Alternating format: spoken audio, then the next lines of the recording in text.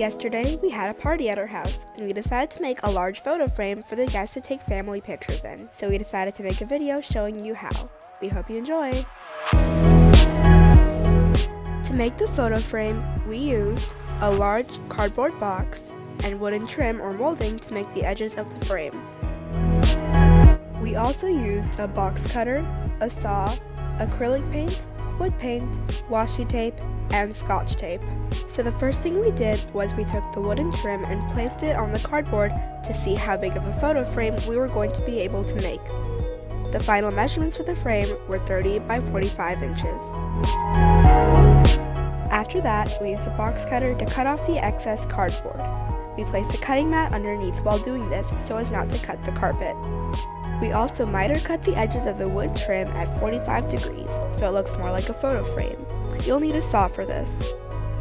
We placed it on the edges of the cardboard again and decided to make a 2-inch thick border. We attached the outside frame first. The trim has a curved shape to it and we wanted that side to face outside. Then we measured and drew a line on the cardboard so we would know where to glue it eventually. Using the outside frame as a guide, we measured 2 inches towards the inside of the cardboard and drew another line to mark where to place the inside trim. After that, we miter cut the inside trim like we did the outside.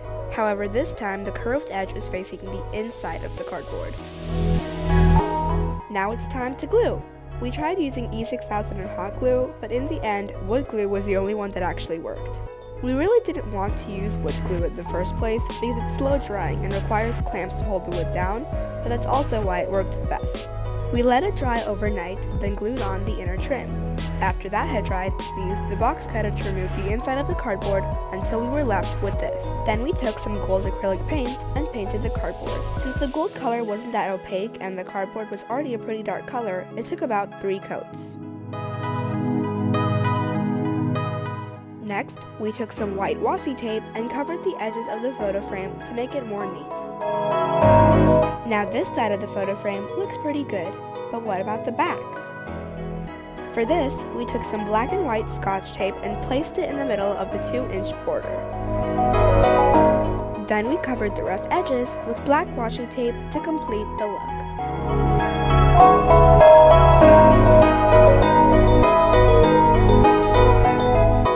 And this is the finished double-sided photo frame.